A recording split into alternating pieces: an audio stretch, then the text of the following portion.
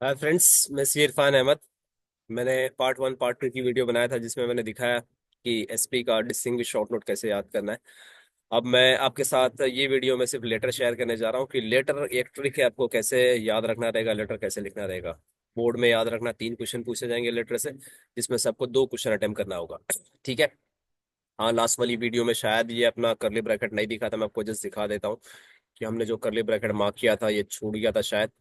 तो आप लोग देख सकते हो शॉर्ट नोट के लिए मैंने टॉप में 7 शॉर्ट नोट रखा हूँ और नीचे भी 7, यानी कि 14 शॉर्ट नोट याद करना है। 14 शॉर्ट नोट के अंदर से आपको पूरे शॉर्ट नोट मिल जाएंगे। ऐसा बोर्ड का कोई भी पेपर नहीं जाएगा जिसमें से 14 शॉर्ट नोट में से आपको 3 शॉर्ट नोट ना मिले। तो देख लेना, पहले हमने 7 शॉर्ट नोट को टॉप में मेंशन किया, सबका करली ब्रैकेट है। आप सिर्फ करली ब्रैकेट याद रखोगे तो एकदम आराम से आपके शॉर्ट नोट प्रिपेयर हो जाएंगे। ठीक है।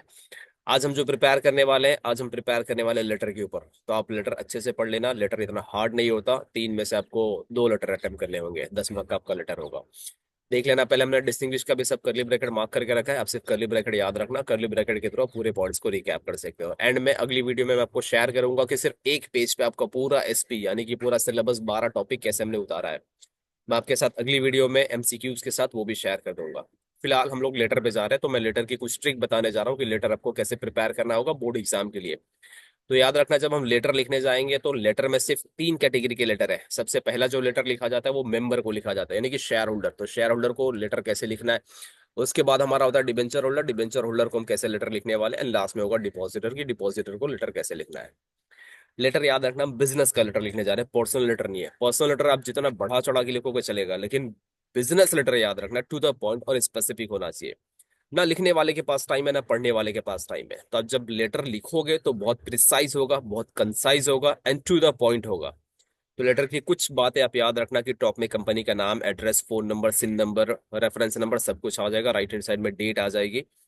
आपका जो बॉडी है वो सेम रहेगा। टू करके मेंबर का नाम आ जाएगा, उसका एड्रेस आ जाएगा। डियर सर करके स्टार्ट करेंगे, सब्जेक्ट होगा। मैं आपको लेटर का फॉर्मेट दिखा देता हूँ। लेटर का फॉर्मेट देख लेना। हाँ, मेंबर को पहले कितने लेटर लिखने हैं वो अच्छे से देख लेना। सबसे पहला होगा for issue of share certificate, हम उसको शेयर सर्टिफिकेट देने वाले हैं। उसके बाद बोनस शेयर देने वाले हैं, लास्ट में डिविडेंड। डिबेंचर होल्डर को भी पहले लेटर ऑफ अलॉटमेंट जाएगा, उसका पैसा वापस कर देंगे, redemption of debentures, and last में होगा इंटरेस्ट। डिपॉजिटर में भी सेम है, लास्ट वाला आपका इंटरेस्ट है। पहले लेटर ऑफ थैंक्स जाएगा और उसके बाद उसका रीपेमेंट ऑफ डिपॉजिट है, और रिन्यूअल ऑफ डिपॉजिट भी होता है कभी कभी। तो लेटर का जो फॉर्मेट है, मैं आपको फॉर्मेट दिखाने जा रहा हूँ कि लेटर का फॉर्मेट कैसा होता है। तो आप देख लेना, अगर मैं मेंबर को लेटर लिखने जा रहा हूँ तो सबसे टॉप में देखना कंपनी का नाम होता है, कंपनी का एड्रेस और सिन नंबर होगा। ठीक है। वेबसाइट अगर आप मेंशन करना चाहते हो तो ठीक है, www.starlimited.com। ईमेल आईडी भी आप लिख सकते हो। डेट याद रखना मैंडेटरी है, आपको डेट हमेशा लिखनी पड़ेगी। हम 2024 की डेट लिखेंगे, 2021 नहीं, 2024 की डेट लिखेंगे। लेफ्ट हैंड साइड में phone number, fax number, reference number, ये बॉडी आपकी गवर्नमेंट बुक के हिसाब से। आप ये बॉडी अच्छे से याद रखना, बॉडी कभी चेंज नहीं होगी। यहाँ पे टू करके हम लिख देंगे मेंबर का नाम। सब्जेक्ट हमारा होगा इश्यू ऑफ शेयर सर्टिफिकेट, उसको अंडरलाइन करोगे तो ज्यादा बेटर है। हाँ, अब लेटर के ट्रिक याद रखना कि लेटर आपको कैसे लिखना पड़ता है। ठीक है, अब मैं आपको ट्रिक के बारे में इंट्रोड्यूस कर रहा हूँ कि ये लेटर कैसे लिखा जाता है। फर्स्ट पैराग्राफ हमेशा याद रखना इंट्रोडक्शन होगा। मैं मार्क कर रहा हूँ कि फर्स्ट मेरा जो पैराग्राफ जाएगा वो सिर्फ इंट्रो के फॉर्म में जाएगा। सेकंड मेरा मेन पैराग्राफ होता है, एंड लास्ट में आप रिक्वेस्ट बोल सकते हो या थैंक्स बोल सकते हो। तो जब आप इंट्रोडक्शन देने जाओगे तो याद रखना, सेक्रेटरी खुद से लेटर नहीं लिखता, उसको कोई इंस्ट्रक्शन देता है। तो सेक्रेटरी जब लिखेगा तब यही लिखेगा कि I am instructed by the board of directors to inform you that. अगर शेयर सर्टिफिकेट देना है तो वो इन्फॉर्म करेगा कि आपका शेयर सर्टिफिकेट रेडी है, 15 डेज के अंदर आपके घर पर डिलीवर हो जाएगा बाय रजिस्टर्ड पोस्ट।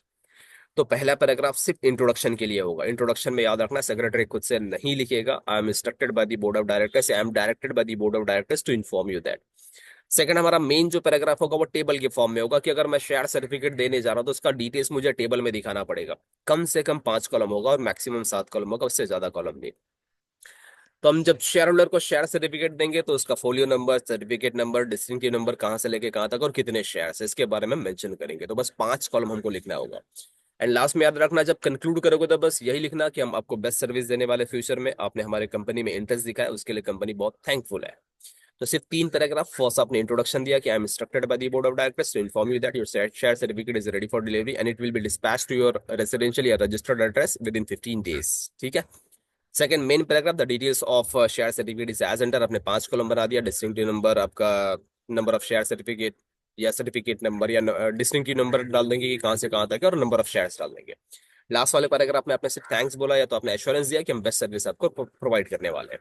तो देख लेना, मैं लेटर दिखा रहा हूँ शेयर सर्टिफिकेट कैसे भेजना है। शेयर सर्टिफिकेट पहला लाइन वही लिखा है, this is to inform you that, उसके जगह मैं लिखूंगा I am instructed by the board of directors to inform you that your application number so and so, I am hereby authorised to issue share certificate, the certificate will be dispatched within 15 days by registered post at your registered address. The details of the certificate are as under, अपने folio number लिखा, certificate number लिखा, कहां से लेके कहां तक, 301 से लेके 400, टोटल नंबर ऑफ शेयर्स कितने होंगे 100। It shall always be our pleasure, endeavour की जगह पे मैं प्लेजर लिखूंगा, to provide best our service at all time, हम आपको बहुत अच्छी सर्विस देंगे एट ऑल टाइम। हाँ, खत्म होगा तो थैंकिंग यू, योर्स फेथफुली होगा, योर्स फेथफुली में सेक्रेटरी साइन करेगा, तो देखो योर्स फेथफुली यहाँ पे आ जाएगा for star industries limited, sign भी यहीं पे आ जाएगी। अब चाहिए तो राइट अलाइनमेंट कर सकते हो, सेंटर भी रख सकते हो या लेफ्ट अलाइनमेंट कर सकते हो, इसमें कोई ऑब्जेक्शन नहीं होता। तो मुझे लेटर सिर्फ कितने पैराग्राफ में लिखना होगा, 3। तो मैंने 3 पैराग्राफ में लेटर डिजाइन कर दिया। जस्ट टेबल याद रखना कि टेबल कैसे आप रिप्रोड्यूस करोगे। Second issue of bonus shares, तो बोनस शेयर्स में भी याद रखना कि फिर से वही लिखेगा secretary, I am instructed by the board of directors to inform you that the directors have passed a resolution in their board meeting so and so to issue boards to issue bonus shares in the ratio of 1:1 या 1:2, जो आप ratio लिखना चाहो वो ratio लिख सकते हो। Second आपका जो मेन पैराग्राफ होगा इसमें फिर से टेबल बनाना पड़ेगा, और टेबल में याद रखना 5 कॉलम होंगे। आप जैसा कॉलम डिजाइन करना चाहो कि आपके कितने शेयर्स है, आपको कितना बोनस शेयर्स मिलने वाला, उसका क्या नंबर रहेगा, एक्सेट्रा। अब रेशियो भी लिखना चाहोगे तो रेशियो लिख सकते हो। हाँ, लास्ट में मेंशन करना पड़ेगा कि कंपनी ने हर प्रोविजन को कंप्लाई कर दिया for issue of bonus shares, यानी कि जितनी भी कंडीशंस होती है कंपनी ने फुलफिल किया है। And your bonus share will have a पारी पासी क्लॉज, पारी पासी क्लॉज मतलब याद रखना सेम राइट्स होगा जैसे एग्जिस्टिंग शेयर्स का राइट्स है। ठीक है, तो हम 3 पैराग्राफ में बोनस शेयर्स को भी देने वाले। बोनस शेयर्स हार्ड नहीं है, आपका फर्स्ट इंट्रोडक्शन बहुत सिंपल होगा कि आई एम डायरेक्टेड या तो फिर instructed by the board of directors to inform you that they have passed a resolution in their board meeting for issue of bonus shares in the ratio of 1:1। Main आपका जो paragraph है table बनाना है, 5 column table में होंगे। हाँ, last में लिखना है कि पूरी कंडीशन फुलफिल हो गई है, और आपका जो रैंक होगा सेम रैंक होगा जैसे आपके एक्सिस्टिंग शेयर्स है। तो मैं आपको बोनस शेयर्स दिखाने जा रहा हूँ, अब अच्छे से देख लेना। बोनस शेयर्स, बोनस शेयर्स के ऊपर देख लो, टॉप में कंपनी का नाम, एड्रेस, रेफरेंस नंबर, वो सब कुछ सेम होगा। मेरा सब्जेक्ट होगा इश्यू ऑफ बोनस शेयर्स, मैं बोनस शेयर्स देने जा रहा हूँ। देखो वहां पे लिखा है I am directed by the board of directors, या फिर लिख सकते हैं instructed by the board of directors to inform you that in accordance with the resolution passed in extraordinary general meeting held on so and so date, share holders have approve, share holders ने approve किया और directors ने decide किया the recommendation of board of directors to issue bonus shares. Bonus shares will be issued in the ratio 1:1, that is 1 shares for 1 share sale as on 13 October 2024 कर देना। The details of issue bonus shares are as under, number of shares 25 था, आपको कितना shares मिलेगा 25। आपने credit to account number लिख दिया, उसका जो भी डीपीआईडी नंबर होगा या क्लाइंट का आईडी नंबर होगा इसमें हम क्रेडिट कर देंगे। Date of credit to demat account 31 October पे आपके अकाउंट में क्रेडिट हो जाएगा। लास्ट पैराग्राफ याद रखना, the company is complied with all the provisions, provisions का मतलब याद रखना rules for the issue of bonus shares, and the bonus shares will rank पारी पास, यानी कि सेम राइट्स होगा विद द एग्जिस्टिंग शेयर्स। इसमें कोई डिस्टिंग्विश नहीं कि पहले जैसा शेयर्स का राइट्स था सेम वैसी राइट्स आपके बोनस शेयर्स का भी होगा। थैंकिंग यू, योर्स फेथफुली करके फॉर स्टार इंडस्ट्रीज लिमिटेड, आनंद जो है वो सेक्रेटरी साइन कर देगा। ठीक है, तो पहला लेटर हमारा इशू ऑफ शेयर सर्टिफिकेट था, हमारा सेकंड लेटर होगा बोनस शेयर्स के ऊपर। एंड थर्ड हमको देना है इसको डिविडेंड, तो डिविडेंड 2 तरीके से जा सकते हैं, मैं आपको दिखा देता हूँ कि डिविडेंड हम 2 तरीके से दे सकते हैं, आइदर डिविडेंड वारंट या तो फिर मैं इलेक्ट्रॉनिक मोड से ईसीएस कर दूंगा। तो जब मैं डिविडेंड देने जाऊंगा तो फिर से मेरा पहला पैराग्राफ सेम होगा कि I am instructed by the board of directors to inform you that they have passed a resolution for declaration of dividend या for giving dividend to the shareholders, जो भी परसेंटेज होगा 5%, 10%, आप percentage mention कर देना। हाँ, यहाँ पे जब टेबल बनाएंगे तो यहाँ पे कितने कॉलम होंगे, 7, 3 कॉलम आपके बढ़ जाएंगे एक्स्ट्रा कि ग्रॉस डिविडेंड कितना है, उस पर कितना टैक्स कटा है, आपको नेट कितना डिविडेंड मिलने वाला है। अगर आप वारंट के थ्रू दोगे तो याद रखना इंटरेस्ट वारंट अटैच करना पड़ेगा, बट बेसिकली आजकल तो सब कुछ ऑनलाइन हो गया तो वारंट आजकल नॉर्मली नहीं आता। आजकल जो भी डिविडेंड पे होता है वो इलेक्ट्रॉनिक क्लियरिंग सिस्टम यानी कि ईसीएस से पे होता है। अगर ईसीएस से पे होगा तो याद रखना डायरेक्टली बैंक में जाएगा, हम शेयर होल्डर को बोलेंगे अपनी पासबुक को वेरीफाई कर लेना, आपको डिविडेंड दिखेगा वहां पे। ठीक है, तो फ्रेंड्स मुझे 3 पैराग्राफ लिखने हैं, जिसमें से पहला पैराग्राफ मेरा सेम होगा इंट्रोडक्शन, सेकंड पैराग्राफ जब मेरा टेबल बनेगा तो याद रखना लास्ट में 3 कॉलम बढ़ जाएंगे, एक ग्रॉस डिविडेंड होगा, एक टीडीएस होगा और एक नेट अमाउंट होगा। ठीक है, तो मैं आपको डिविडेंड के ऊपर लेटर दिखा देता हूँ कि आपकी गवर्नमेंट बुक में डिविडेंड के ऊपर कैसा लेटर डिजाइन किया गया है। देखो डिविडेंड यहाँ पे दिया, डिविडेंड वारंट के थ्रू, टॉप में कंपनी का नाम, एड्रेस, राइट हैंड साइड में डेट, रेफरेंस नंबर, ये सब कुछ सेम होगा। 2 करके जो मेंबर का नाम है वो मेंबर का नाम आएगा। Payment of dividend on equity shares, में इक्विटी शेयर्स पे डिविडेंड देने जा रहा हूँ। इक्विटी शेयर का फेस वैल्यू 10 रुपया था। डियर सर, में I am instructed by the board of directors to convey मतलब to inform you that in the 31st annual general meeting held on so and so date 2024 की date होगी, final dividend 2.5 per share has been approve by the member. किसने approve कर दिया? Member ने approve कर दिया। Your company is complied with all the provisions. Provision का मतलब याद रखना, रूल्स इसका section 123 of the companies act relating to declaration of dividend. The details are as under. फिर से अपने फोलियो नंबर लिखा, नंबर ऑफ शेयर लिखा, उसका डिस्टिंक्टिव नंबर लिखा, डिविडेंड वारंट नंबर लिखा। ये लास्ट के आपके जो 3 कॉलम है ये मेन है, डिविडेंड में दिखने ही चाहिए। ग्रॉस अमाउंट कितना है, टैक्स कितना कटा है 0, नेट आपको कितना डिविडेंड मिलने वाला 250। लास्ट पैराग्राफ देखो, दिखा रहा, the dividend warrant is attach herewith. हमने क्या इसके साथ क्या अटैच कर दिया? Dividend warrant. Please detach the dividend warrant along with the perforated line. Thanking you करके हमने क्लोज किया। लेकिन याद रखना, कभी भी आप इनक्लोज करोगे लेटर के साथ कोई भी डॉक्यूमेंट, तो लेफ्ट हैंड साइड में लास्ट में एनक्लोजर मेंशन करना कंपलसरी है। इसको मैं स्टार दे रहा हूं, ये भूलना मत। अगर लेटर के साथ कुछ भी अटैच होगा तो लेफ्ट हैंड साइड में आपका एनक्लोजर आना चाहिए, ठीक है। अगर इलेक्ट्रॉनिक क्लियरिंग सिस्टम से पे करोगे तो सब कुछ सेम होगा, सिर्फ जो लास्ट का लाइन होगा वो चेंज होगा। Please verify the credit of amount in your passbook. आपको क्या चेक करना पड़ेगा? पासबुक चेक करना पड़ेगा। हाँ, टैक्स का जो रिक्वायरमेंट हमने मेंशन कर दिया कि टीडीएस हमने नहीं काटा है, डिविडेंड पे हमारा टैक्स एप्लीकेबल नहीं है, हमारा नेट अमाउंट कितना है वो नेट अमाउंट दिख जाएगा, ठीक है। तो आप डिविडेंड के ऊपर जब लेटर लिखने जाओगे तो फिर से तीन पैराग्राफ होंगे। अब याद रखना कि आपके 3 कॉलम एक्स्ट्रा ऐड हो गए। एक्स्ट्रा कॉलम जो ऐड हो गए वो ग्रॉस डिविडेंड है, टीडीएस यानी कि टैक्स है, एंड लास्ट में आपका नेट अमाउंट है। तो मेंबर के ऊपर याद रखना आपको 3 लेटर प्रिपेयर करने हैं। फर्स्ट आपका इश्यू ऑफ शेयर सर्टिफिकेट है, सेकंड आपका बोनस शेयर एंड थर्ड आपका क्या होगा? डिविडेंड।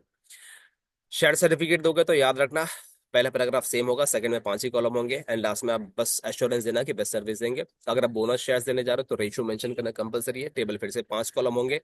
लास्ट में लिखना पड़ेगा कि हमने पूरे प्रोविजंस को फुलफिल कर दिया है और इसका जो रैंक होगा पारी पासु क्लॉज से अप्लाई होता है। डिविडेंड देने जाओगे तो इधर डिविडेंड वारंट होगा, नहीं तो इलेक्ट्रॉनिक क्लियरिंग सिस्टम होगा। पहला पैराग्राफ सेम होगा, सेकंड पैराग्राफ में जब टेबल बनाओगे तो 3 कॉलम एक्स्ट्रा होगा, एक आपका ग्रॉस डिविडेंड होगा, टीडीएस होगा और नेट अमाउंट होगा। हाँ, अगर डिविडेंड वारंट के थ्रू जा रहा है तो आपको लिखना पड़ेगा कि डिविडेंड वारंट अटैच हुआ है। अगर इलेक्ट्रॉनिक जाएगा तो आप बोल देना कि पासबुक अपडेट कर लो, वहां पे आपको डिविडेंड की एंट्री दिख जाएगी। टैक्स का जो प्रोविजन है हमने फुलफिल कर दिया है, ठीक है। अब हम देने जा रहे हैं लेटर डिबेंचर होल्डर को। तो डिबेंचर होल्डर को याद रखना सबसे पहला जो लेटर जाएगा वो लेटर ऑफ अलॉटमेंट है, कि हम अलॉटमेंट लेटर देने जा रहे हैं कि हमने आपको डिबेंचर अलॉट कर दिया। फिर से पहला पैराग्राफ सेम होगा कि I am instructed by the board of directors to inform you that in response to application number so and so the directors have decided to allot 100 या 1000 debentures to you. The details of the debenture are as under. आप column बनाओगे 5 से 6 column, minimum 5 column आपको बनाने हैं। उसका application number क्या था, किस डेट पे आया था, कितना डिबेंचर हमने एलोकेट किया, कितने अमाउंट का था, ठीक है। रेट ऑफ इंटरेस्ट भी अगर आपको मेंशन करना है तो आप रेट ऑफ इंटरेस्ट मेंशन कर सकते हो। हाँ, यहाँ पे हमने डिबेंचर सर्टिफिकेट एंक्लोज किया तो फिर से मुझे लेफ्ट हैंड साइड में याद रखना एंक्लोजर लिखना ही पड़ेगा। तो 3 पैराग्राफ में फिर से हम डिबेंचर का लेटर कंक्लूड कर देंगे। तो मैं आपको डिबेंचर का लेटर दिखा देता हूँ कि जो डिबेंचर का लेटर है आप जस्ट देख लेना। 3 पैराग्राफ लिखना है, बिल्कुल डिफिकल्ट नहीं होगा, एकदम आसान होगा। लेटर ऑफ अलॉटमेंट, टॉप में कंपनी का नाम एड्रेस होगा। टू करके हम लोग मेंबर का नाम लिख देंगे, यानी कि जो डिबेंचर होल्डर है उसका नाम लिख देंगे। सब्जेक्ट हमारा होगा allotment of debentures. Dear sir करके लिखा है यहाँ पे, in response to application number so and so I am directed by the board of directors. उससे बेटर है कि आप बिगिनिंग में लिखो कि I am instructed by the board of directors to inform you that in response to application you have been allotted 100 debentures, non convertible या convertible जो लिखना 100 each. The debenture is for 5 years, आप mention कर दो कि 5 years का है। These debentures are allotted as a board resolution passed at so and so board meeting और 2024 हमने रेजोल्यूशन पास किया और आर्टिकल्स ऑफ एसोसिएशन का कंडीशन सेटिस्फाई करके ट्रस्ट बना के हमने आपको डिबेंचर एलोकेट कर दिया। The details of debenture are as follows. आपने सबसे पहले फोलियो नंबर लिखा, 100 अप्लाई किया था, 100 हमने दे दिया। उसका डिस्टिंक्टिव नंबर और अमाउंट हमने मेंशन कर दिया कि आपका अमाउंट कितना था, 10,000। The debenture certificate is enclosed herewith. हमने इसके साथ क्या एंक्लोज किया? डिबेंचर का सर्टिफिकेट। याद रखना कभी भी कुछ एंक्लोज करोगे तो लेफ्ट साइड में आपको एंक्लोजर मेंशन करना पड़ेगा, डिबेंचर सर्टिफिकेट। तो हमने डिबेंचर का सर्टिफिकेट दे दिया। कितने पैराग्राफ में? 3। पहले पैराग्राफ में सिर्फ इंस्ट्रक्शन गया बोर्ड ऑफ डायरेक्टर्स है कि हमने आपको 100 डिबेंचर दे दिया। सेकंड पैराग्राफ में आपका डिटेल्स आ गया 5 कॉलम या 6 कॉलम बना के। लास्ट में आपने लिखा कि हमने डिबेंचर सर्टिफिकेट इनक्लोज किया और इनक्लोजर आपको दिखाना पड़ेगा, ठीक है। चलो मैं अगला लेटर दिखा देता हूँ कि अगला लेटर हमारा क्या होगा डिबेंचर के ऊपर। डिबेंचर के ऊपर जो अगला लेटर जाता है रिडेम्पशन ऑफ डिबेंचर्स। रिडेम्पशन का मतलब याद रखना हम उसको रीपे करने जा रहे हैं। यहाँ पे टेबल नहीं बनाएंगे, बस बता देंगे कि कुछ फॉर्म है, आप फॉर्म फिल कर दो, डिबेंचर रिडेम्पशन फॉर्म। आपका डिबेंचर सर्टिफिकेट दे दो, कंपनी आपका पैसा वापस कर देगी। जैसे उसका टेन्योर 5 साल का कंप्लीट हुआ रहेगा, हम उसका पैसा वापस करने जा रहे हैं। रिडेम्पशन का मतलब याद रखना, मैं पैसा वापस करने जा रहा हूँ। तो पहले पैराग्राफ फिर से सेम होगा कि I am instructed by the board of directors to inform you that your debenture is due for redemption, कि उसका ड्यू डेट आ गया, ये ड्यू डेट थी, इस डेट पे हम रिडेम्पशन करने वाले हैं। सेकंड पैराग्राफ मेन होगा, सेक्रेटरी रिक्वेस्ट करेगा कि आप डिबेंचर रिडेम्पशन फॉर्म भर के दे दो और अपना डिबेंचर सर्टिफिकेट लाके सरेंडर कर दो, कंपनी आपको आपका पैसा पे कर देगी। हाँ, लास्ट पैराग्राफ में लिखेंगे कि हमने यहाँ पे इनक्लोज किया डिबेंचर रिडेम्पशन फॉर्म, आप फॉर्म फिल करके दे दो, कंपनी आपका पैसा आपको ऑटोमेटिकली दे देगी। तो चलो इसका कंटेंट मैं आपको दिखा देता हूँ कि डिबेंचर कैसे रिडीम किया जाएगा। रिडीम का मतलब कैसे पैसा वापस किया जाएगा। अलॉटमेंट तो हो गया था, रिडेम्पशन ऑफ डिबेंचर्स। टॉप में कंपनी का नाम, एड्रेस, लेफ्ट हैंड साइड में वेबसाइट एड्रेस, डेट बीट सब आप डाल सकते हो। 2024 की डेट होगी क्योंकि 25 में आपका पेपर है। सब्जेक्ट हमारा रिडेम्पशन ऑफ डिबेंचर्स, ठीक है। यहाँ पर डायरेक्टली लिखा है कि this is to inform you that, उससे बेटर होगा I am instructed by the board of directors to inform you that your debenture is due for redemption. इसका ड्यू डेट आ गया है, इसका ड्यू डेट है 2024 नवंबर, ठीक है। According to resolution passed at the board meeting on so and so day, debenture will be redeem out of debenture redemption reserve. याद रखना है रिजर्व में से अपने को देना पड़ेगा पैसा। तो हमने जैसे इन्फॉर्मेशन दे दिया कि आपका डिबेंचर तो ड्यू हो गया है और रेजोल्यूशन पास हो गया, यहाँ से हम लोग आपका पैसा पे करने वाले। Please please arrange to submit debenture redemption form. अब डिबेंचर रिडेम्पशन फॉर्म दे दो along with original debenture certificate. ये मेंशन करना बहुत जरूरी है कि डिबेंचर सर्टिफिकेट देगा तो ही उसके अगेंस्ट हम लोग उसका पैसा क्या कर देंगे, वापस कर देंगे। हमने डेट मेंशन किया ऑन और before 18 November 2024। On completion of the above formality, the redemption amount will be credited to your bank account. Definitely ये पैसा कहाँ चला जाएगा, बैंक अकाउंट में। You are requested to provide your bank account details। हमने बोल दिया कि अपना बैंक अकाउंट डिटेल्स दे दो, आपका पैसा चला जाएगा। हाँ, तो यहाँ पे फिर से हमने एनक्लोज किया। अगर एनक्लोज किया तो लेफ्ट साइड में याद रखना एनक्लोजर मेंशन करना जरूरी है। एनक्लोजर इधर पे आ गया, याद रखना ये लेफ्ट हैंड साइड में आएगा एनक्लोजर डिबेंचर रिडेम्पशन फॉर्म। तो फिर से हमने 3 पैराग्राफ, यहाँ पे कोई टेबल नहीं होगा, सिर्फ पहले पैराग्राफ में इंस्ट्रक्शन जाएगा कि I am instructed by the board of directors to inform you that your debenture is due for redemption.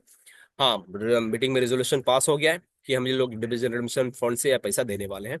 हम डिबेंचर रिडेम्पशन फॉर्म एनक्लोज कर रहे हैं। अब अपना बैंक डिटेल्स दे दो और उसके साथ अपना ओरिजिनल डिबेंचर सर्टिफिकेट दे दो ताकि कंपनी आपके अकाउंट में पैसा क्या कर दे, ट्रांसफर कर दे।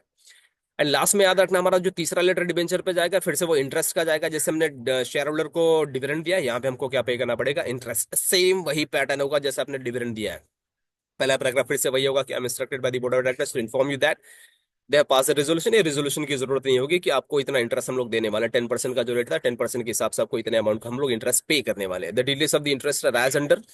हमको फिर से 7 कॉलम बनाने पड़ेंगे जिसमें से लास्ट का 3 कॉलम इंपॉर्टेंट है कि ग्रॉस कितना इंटरेस्ट है, टीडीएस कितना कटा और नेट अमाउंट कितना है, ठीक है।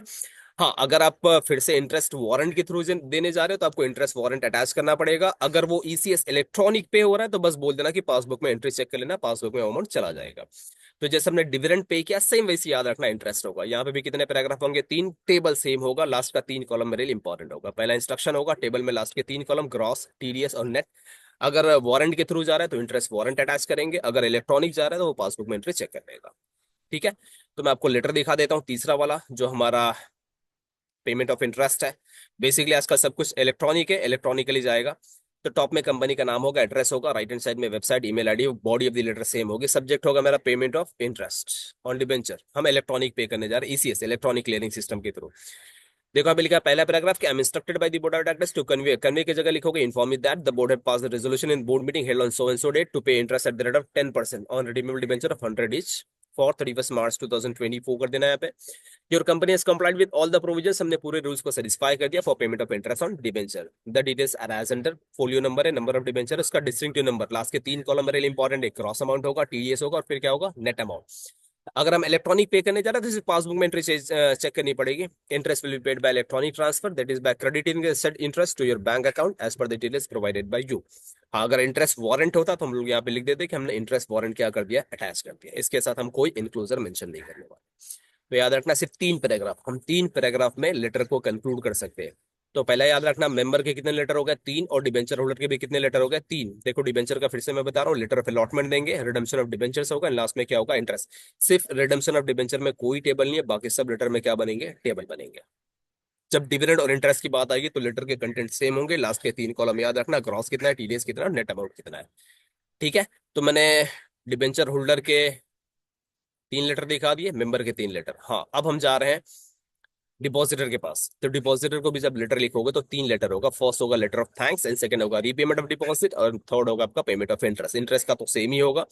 लेटर ऑफ थैंक्स, अगर लेटर ऑफ थैंक्स देने जा रहे हैं तो हाँ, आप थैंक्स थैंक्स थैंक्स करके लेटर नहीं लिखोगे, 3 पैराग्राफ आपको बनाना पड़ेगा। तो सबसे पहला पैराग्राफ वही होगा कि I am instructed by the board of directors to inform you that we have received your deposit number so and so with application number so and so. आपका 1 लाख का डिपॉजिट हमने रिसीव कर लिया for a period of 3 years, क्योंकि maximum period 3 years ही होता है, 36 months ही होता है। टेबल बना के बताओगे, the details are as under. उसका जो भी डिपॉजिट रसीद नंबर रहेगा मेंशन करना पड़ेगा, उसका अमाउंट आपको मेंशन करना पड़ेगा, रेट ऑफ इंटरेस्ट भी आपको मेंशन करना पड़ेगा। लास्ट में फिर से जब थैंक्स बोलोगे तो यही लिखोगे हम आपको बेस्ट ऑफ सर्विस देंगे।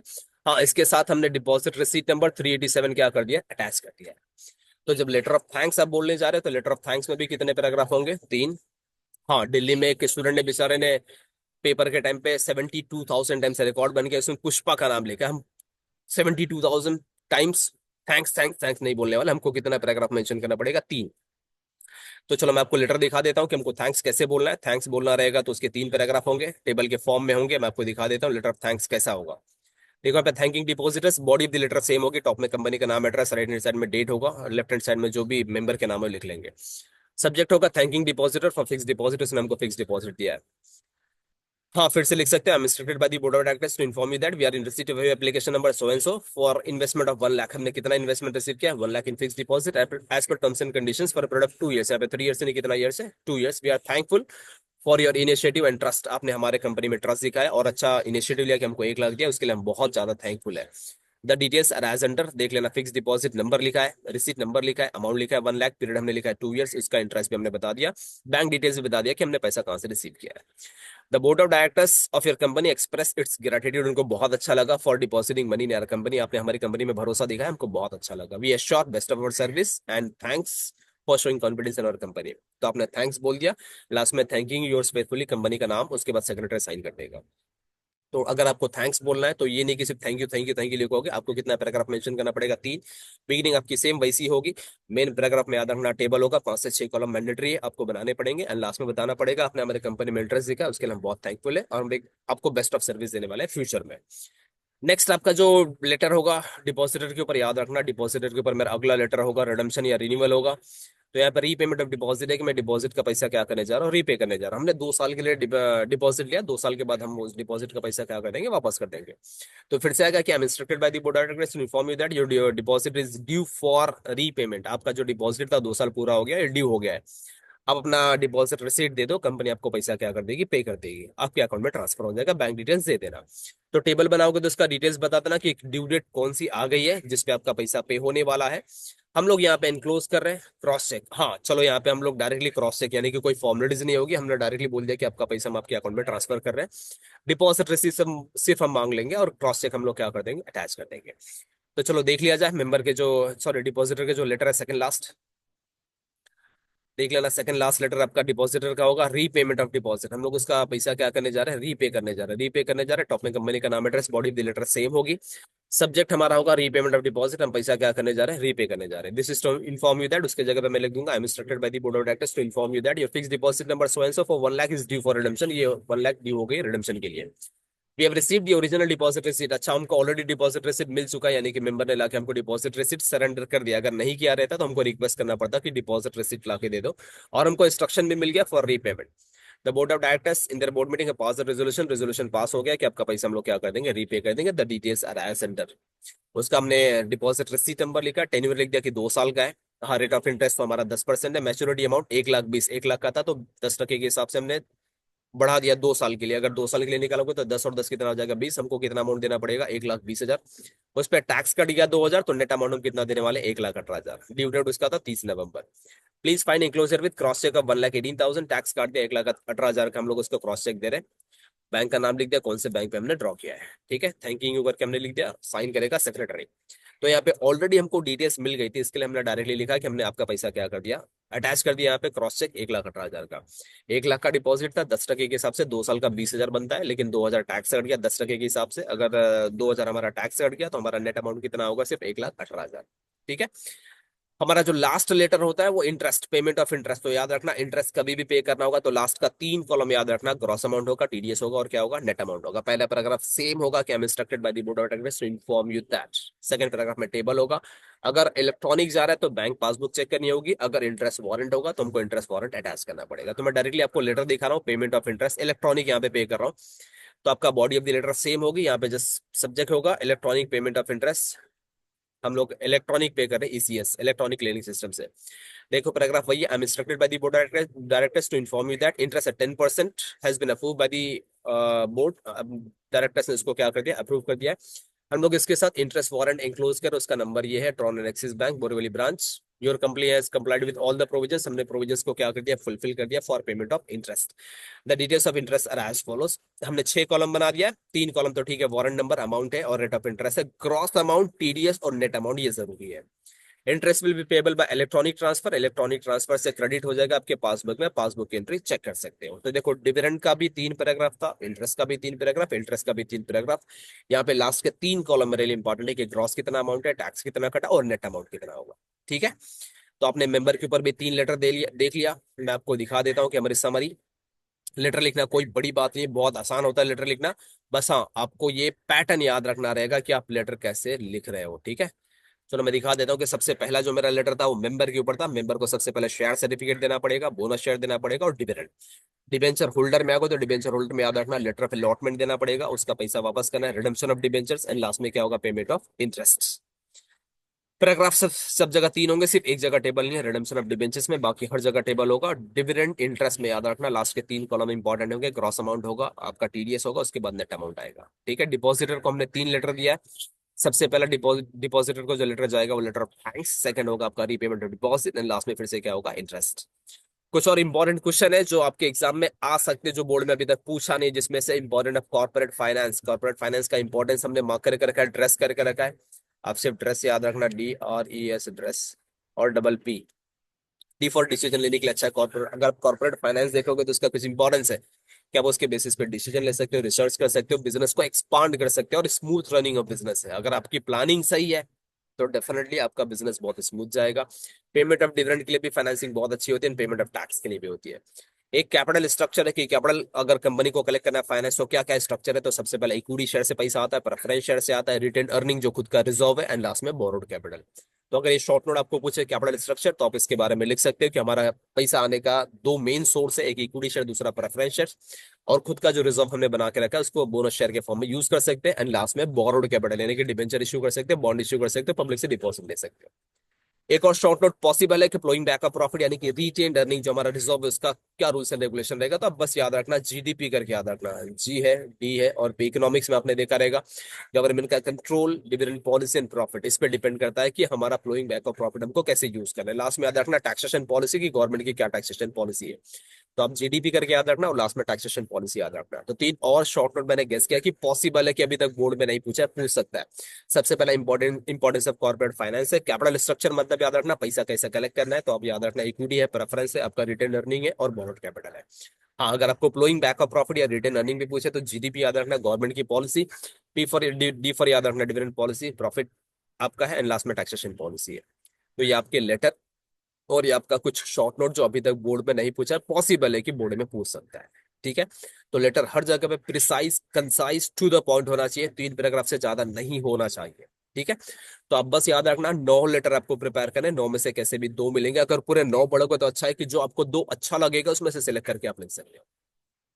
तो देख लो फ्रेंड्स, मैं आपकी अगली वीडियो में पूरे ऑब्जेक्टिव शेयर करूंगा, बोर्ड में क्या ऑब्जेक्टिव्स पूछा है, और कुछ एक्स्ट्रा ऑब्जेक्टिव्स भी शेयर करूंगा। अभी तक हमने 2 वीडियो शेयर किया था, तीसरी वीडियो हम लोग शेयर करें लेटर के ऊपर, आप बिगनिंग से देख सकते हो। हमने डिस्टिंग्विश पूरे 10 दिखा दिए कि 10 डिस्टिंग्विश आपको कैसे याद रखना है, अच्छे से देख लेना।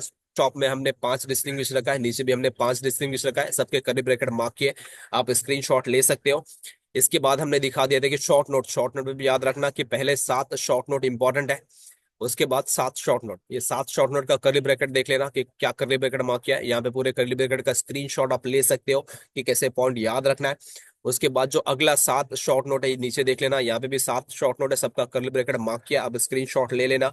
आपका खुद का एक पेज भी डिजाइन कर सकते हो, मैं अगली वीडियो में शेयर करूंगा कि पूरा एसपी का जो सिलेबस मैं सिर्फ एक पेज पे दिखाने वाला हूँ कि एक पेज पे आप कैसे याद कर सकते हो। ठीक है, उसके बाद मैंने लेटर को ब्रीफ आउट कर दिया कि लेटर भी याद रखना 3 कैटेगरी में, फर्स्ट आपका लेटर मेंबर का, सेकंड आपका लेटर डिबेंचर होल्डर का, एंड थर्ड आपका जो लेटर है डिपॉजिटर का है।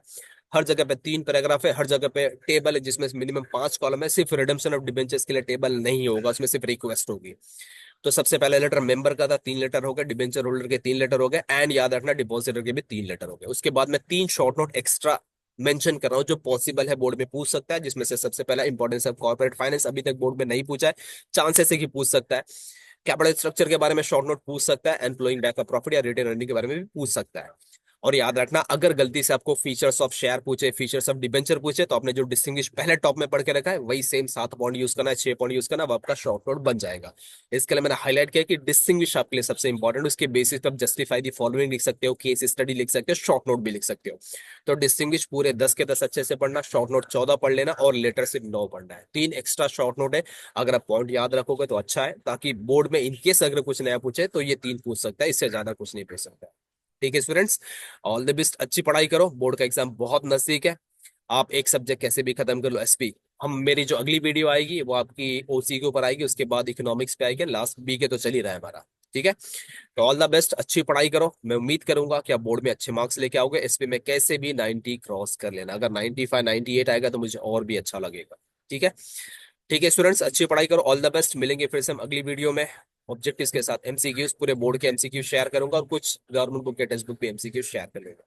ठीक है, ऑल द बेस्ट, मिलते हैं अगली वीडियो में, अच्छी पढ़ाई करें। Thank you.